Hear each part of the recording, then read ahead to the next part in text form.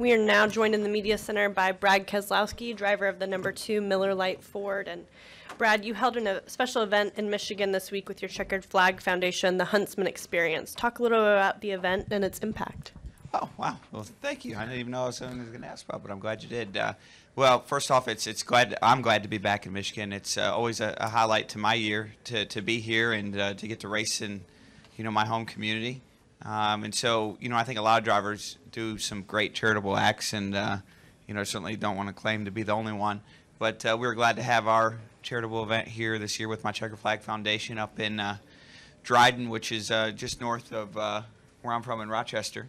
Rochester Hills area. So we had a great time, raised some funds. We're trying really hard to help the Fisher House Foundation build a what's called a Fisher House building for veterans and their families here in Ann Arbor, which is close by to where we're at the racetrack. And that's something we're really committed to doing and hopeful to see come to fruition. So we had a lot of fun at the fundraiser. It was a fun fundraiser, which a lot of times fundraisers aren't a lot of fun, but it was really a fun experience, not just for me, but for everyone involved, and a great way to engage the community, engage some of our veterans, and hopefully make that happen for this community. It's a cause that's near and dear to my heart for a lot of reasons, and we're able to put a dent in the funding that I'm really proud of. So yeah, it's been a good start to the week.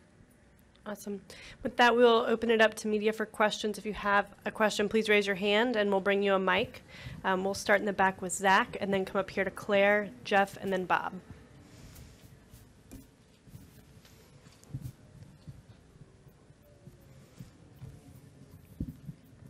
Zach Tanswetti, KickingTheTires.net. Sonoma is the next race coming up in a couple weeks. Now it puts 3 road courses on the schedule in 2018. Let me see that. So how much, now having 3, how much more emphasis does it put on road course racing and your personal setups, and what are your thoughts on Sonoma? It's an interesting question, Zach. I think if you would have asked me any of the questions that would have been asked today, that would not have come to mind. So that's good. Zach gets the start for original question. But no, it's a good one. I think looking at Sonoma, it's a track that, we've struggled a little bit, but we had our best run ever there last year, led a bunch of laps, finished 3rd, and we have a lot of confidence going into that race. But every one of the road courses on the schedule, are drastically different in what it takes to get around them. I think Sonoma is really a finesse track. You really got to take care of the tires. A lot of elevation changes. It's just slow, very, very slow. So it's a unique track upon itself. And then you look at the Glen, which is really fast. 195 mile an hour, big braking zones, lots of banking. It's a road course dream to me.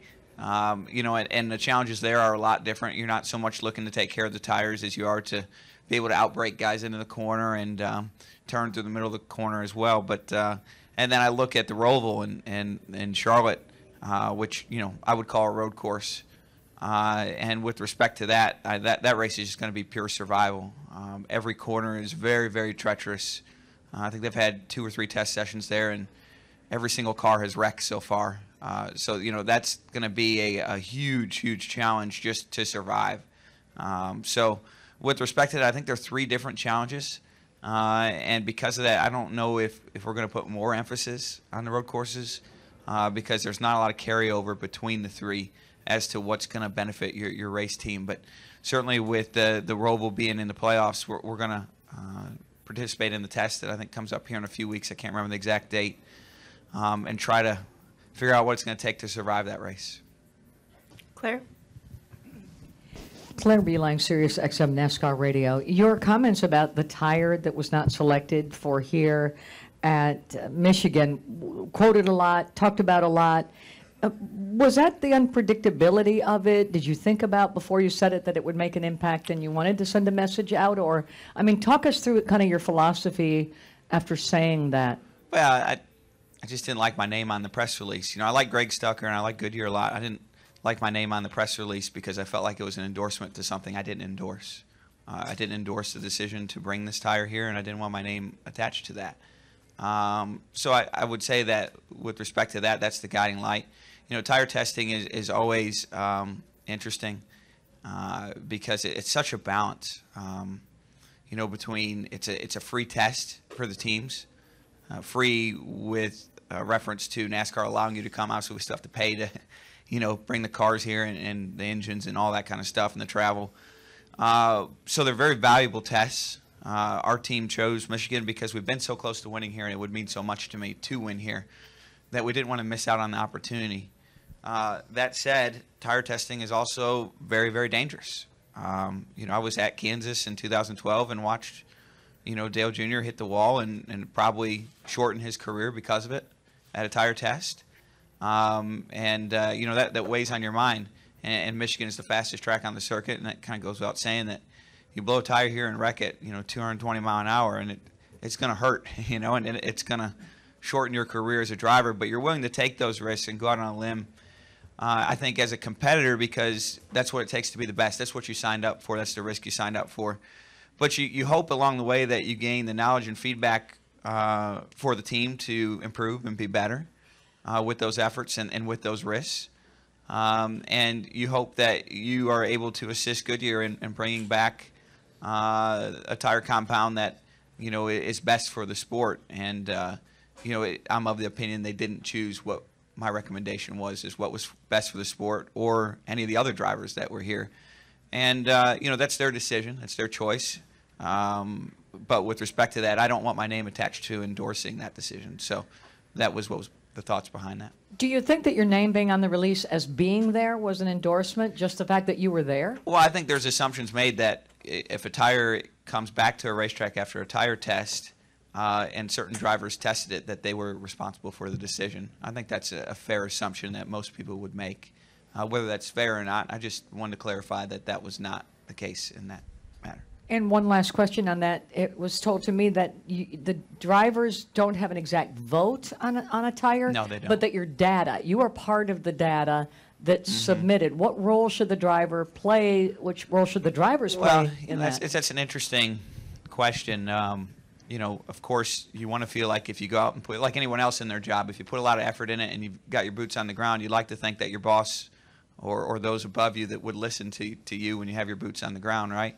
And when they don't, you get a little disappointed. So, I think that's probably not fair for me to answer the exact methodology.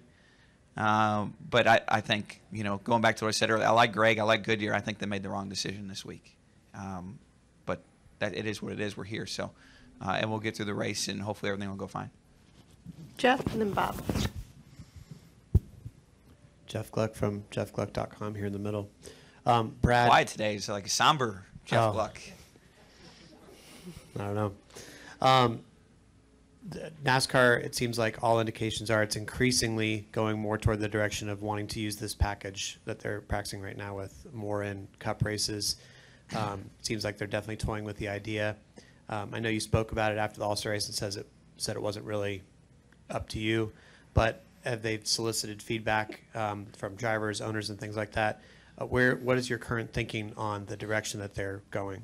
Well, I think they're in the process of that, Jeff, and I don't think it's concluded. So, in fairness to NASCAR, that they deserve the time to do that. I haven't had a chance to speak with them about it.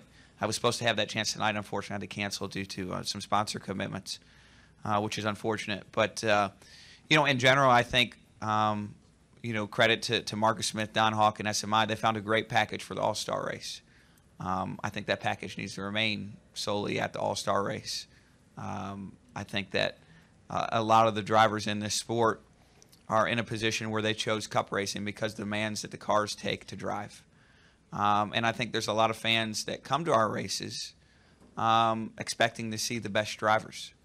I think if you put a package like this out there, like what we had at the Charlotte All-Star race, on a consistent basis, that the best drivers in the world will no longer go to NASCAR. They'll pick a different sport. That won't happen overnight. That'll happen over time. And I think that would be a tragedy to this sport because the best race car drivers want to go where they can make the biggest difference to their performance. And there's no doubt that you make less of a difference with that configuration, with that rules package. So with respect to that, I'm thankful that it improved the watchability, the show per se, for the All-Star race. I think that those are important things to do. But I think we should always be mindful of our responsibility as a sport to make sure that best drivers are able to showcase their talent. And I'm apprehensive that coming with a package like that on a larger scale for the sport will in time deteriorate the ability for drivers to make a difference, and that they will look for other racing venues to achieve that. So it's a very interesting trade-off. I think of the three things that I like to see at a race, and I think of fast cars. I think I want to see the best race car drivers, and I want to see a great finish. Those are the three things I want to see. I think that package achieved one of those three and hurt the other two. And in that sense, I consider it a net loss overall. So I know that's a tough question for NASCAR to really wrap their heads around. It's a tough question for us to wrap our heads around. But believe me, I saw the fan videos of people in Charlotte standing on their feet. But part of that is because of the legacy that the sport has to have the best drivers. And I think over time that'll deteriorate. I think we've seen that with IndyCar. It was pretty obvious to me that, a decade ago, if you wanted to see the best racing in the world, it was, quite honestly, it was in IndyCar. They ran 3-4 wide and put on some great shows. Unfortunately, long term, that didn't translate to the fans. That didn't translate to better ratings than NASCAR. There's a lot of reasons for that. I would speculate that some of it has to go back to the fact that the best race car drivers in the world were here in NASCAR. And we saw that when IndyCar drivers came over here and didn't find success. And they weren't just any IndyCar drivers, they were some of the best. So with respect to that, I think we have to tread very lightly with the next steps of this sport. I like the idea of picking one or two races and running that package. I think that makes sense. But if we, overdose on that particular format of racing, it will have, in my opinion, some severe long-term negative effects. So it's a very interesting equation to see play out. We're all watching together how it's going to play out. I think we all have a little role, from the media to the drivers to the fans, etc. But I think, long term, if you want to know what the all-star package would look like if it was ran in NASCAR full time, look no further than IndyCar. They've already proved it, and they had great racing. They had a number of fatalities associated with that racing that was unfortunate.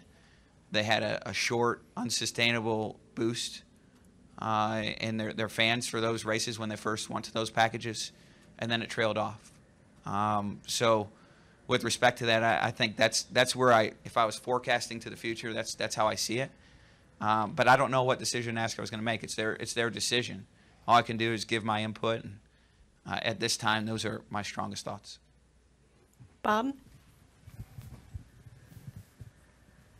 Bob Pockers, ESPN. If talent right now makes a difference, are Martin, Kyle, and Kevin the three most talented drivers, and the rest of They're you? very talented, yeah. No, they're absolutely very talented. I would say that if I look at probably the top 10 to 15 drivers year over year, they're all pretty close. I think there's a reason why they're all there. I think talent definitely makes a difference in Cup, but it's a balance right now. It's not all talent. There is car matters. If I win tomorrow, I'm going to be the first one to come up and tell you that, or Sunday I should say.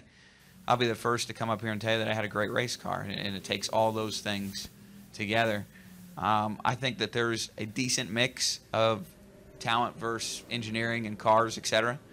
In the sport right now. It's it's the ingredients of a cake, right? It's not all flour, it's not all sugar, and I think that that mix is constantly changing. I would say right now that they're three of the best drivers, to answer your question, and three of the best cars in the sport right now, and that makes for a lethal combination. Chris Knight?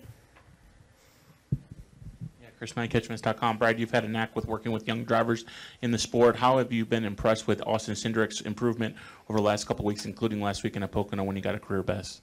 Yeah, that was good to see. I told, I don't know if I saw Austin. I saw his dad and a few other guys. I told him that's the best race I've ever seen him run, so I was proud of him. And, that's the thing about watching 18, 19, 20, even up to probably 23 or 24-year-old drivers is I think we all kind of fall into a habit of labeling them when they're 18 or 19 and saying this guy is this. But much like anyone else, or much like anyone in this room, you grow up and you change so much during those years that it becomes somewhat unfair to do that, because they learn from their mistakes at a higher rate, and they have a lot more to learn to go with that. So with that said, Austin's definitely not the same driver he was a year ago, and if he keeps developing the way he is, he'll have a very bright future in front of him.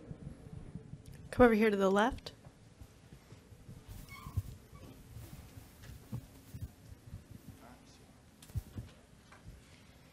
Gina Trotman from Flint, NBC 25 and Fox 66. I met with the track president here earlier this week, and he was saying he and everyone here, the fans, are all pulling for you or Eric, the hometown hero, to kind of win. Traveling so much, how does it feel to come back and have those types of fans here? It feels great. You know what? And I've said it before, and I'm just going to keep repeating it. A win here would be like winning the Daytona 500 for me. It's a home track means a lot to any race car driver. It's your friends. It's your family. There's a lot of notoriety that comes with it, and it makes the losses sting more, and it makes the wins sweeter. The fact that we've been so close and not achieved it is certainly very top of mind every time I come here. But we're pushing hard to make it happen, and I feel like we have a decent shot this weekend. And what do you like about this track? Besides that, obviously being the hometown, I like the fact that it's different. Michigan is a very unique racetrack based on everything else we see in the circuit. The most unique feature of it is just how fast it is. Last year we qualified at 222 mile an hour, and that is just unreal fast. So with respect to that, I appreciate about that race. That I appreciate that quality of the racetrack, that it affords itself to such high top speeds, and I appreciate the challenge it puts on you as a race car driver to, have nerves of steel at that speed. It's definitely one of them in its own kind. So I like tracks that are very original, and Michigan's very original. Come up front to Dustin, and then Holly, and then we'll wrap with Steve. Dustin. Dustin Long, NBC Sports. You talked earlier about, wanting to be able to showcase talent, driver talent, and with this package, you have raised concerns about that. Sure. This package is not the same thing as Daytona and Talladega, but there's more of a similarity. Mm-hmm. I think that while there's a randomness with Daytona and Talladega, a lot of people would say that there still is the ability to showcase driver talent. I think a lot of people look at what you've done at those tracks. So I wonder if when you talk about not being able to showcase driver talent, there's a part of me says it's almost kind of a BS factor, that you still can show that talent in this different things.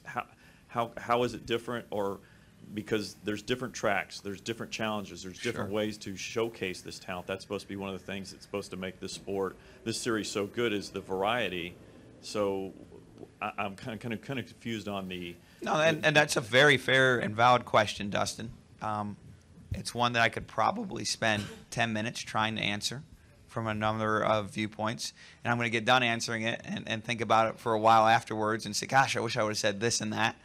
I might wish I had more time on this one. But there's a couple things that stand out to me about plate racing in general. And I think first is, if you look at Cup racing right now, I think the best average finish is somewhere around a 7th or 8th place finish, right? In general, to be a top 10 driver, you need to average a 14th place finish every week throughout the year. So what does that simply mean? That means that it's very unrealistic to think that someone's going to run 5th or better every week, and if someone does, they are dominating. Kyle's on a really strong run like that right now. Kevin had been earlier in the year. I think he had a couple tough breaks here the last few weeks. But with respect to that, that means in general you're going to run, even if you're a really good driver, 5th to 10th a lot.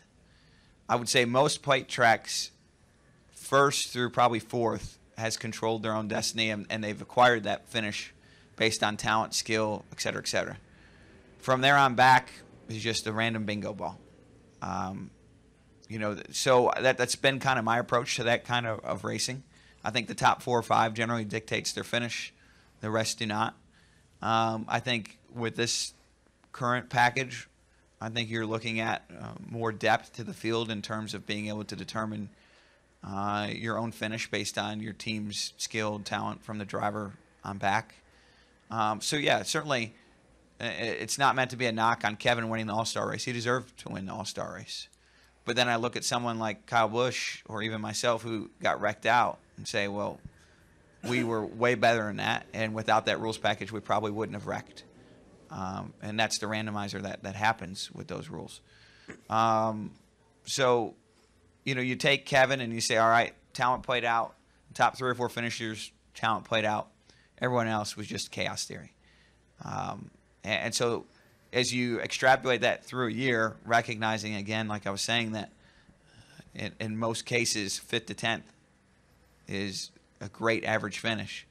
That means you're going to take away from the talent and the ability for it to showcase on an average week.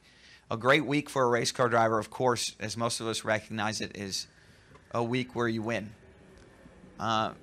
Internally, a good week or a great week for a race car driver is the week that you take the 15th place car and you finish 5th to 10th. That's not going to happen with that package because you don't control your fate in those positions. What is going to happen is great race car drivers are going to have 15th place race cars. That happens throughout a year. Happens to pretty much everyone. But when you put that randomizer in from 4th or 5th on back, you lack that ability to determine your fate in those positions, and that's very critical to determining talent. It's unrealistic for a race car driver to have a 1st to 5th place race car more than 2/3 of the year. At the end of the day, it doesn't matter what you think, what the drivers think. I mean, and I say that in respect. And I say that with respect is that there are a lot of different things that drive the sport, as you all know, and obviously fans are a part of it. And I know you kind of talked a little bit about the IndyCar stuff, but if the bottom line is close racing, and if this package evolves and develops that, then in one sense, who cares what drivers think? Yeah, so your question, it doesn't matter what the drivers think. Long-term, yes. Short-term, no. Long-term, yes, because if you go to a package where the drivers have less ability to determine their own fate, they will find an avenue where they can. And right now, NASCAR specifically affords itself the best opportunity for race car drivers to race, determine their own fate, make a decent wage, and attain notoriety. Over time, if you went to a package such as this, that will go away. It won't be overnight, but it will go away.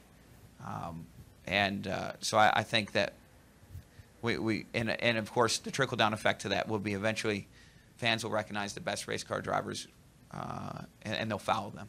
There's a reason why Tony Stewart and Jeff Gordon and some of the best race car drivers of our time moved over from IndyCar or open-wheel routes to NASCAR. Kyle Larson's another great example because they know they have a better ability to affect their finish based on talent. They know they're racing the highest caliber race car drivers. They know that they can attain the highest level of notoriety and, of course, the highest wages in motorsports, at least in the United States.